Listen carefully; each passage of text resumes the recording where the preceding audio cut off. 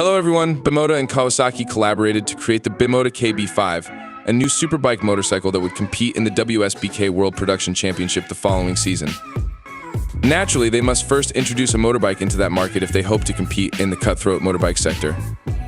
Due to their subpar performance over the last several years, Kawasaki announced last month that they will be leaving the WSBK racing series. However, this retreat is by no means total. However, the team format has been completely redesigned.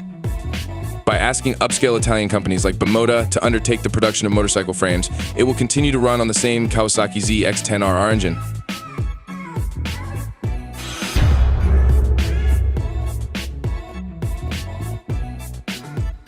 In this rendering image, we can see that the new Superbike will come with a braided steel frame set, replaces the original aluminum frame with completely new parts around the Italian-style motor.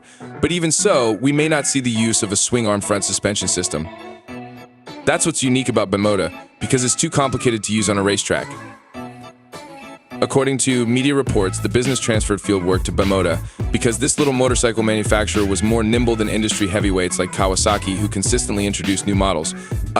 Must wait the allotted time to be the first to arrive, particularly if the new approach proves to be effective. This will be viewed as marketing aimed at increasing Bimota's recognition and appeal on the global market. In the meantime, sales of his eco-friendly motorcycle, the Kawasaki ZX-10RR, will carry on as usual.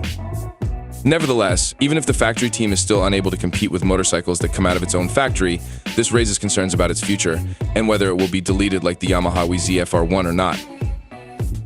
It is intended that it will be completely ready in terms of specs and pricing, free from concerns regarding precise sales, because the actual motorcycle being sold must not cost more than 44,000 euros, according to WSBK regulations. Furthermore, unlike when selling motorcycles under that name, they won't have to worry about price limitation when they plan to sell motorbikes under that brand, name of the green company. It is sufficient if the motorcycle can be sold for the minimum amount required for manufacture.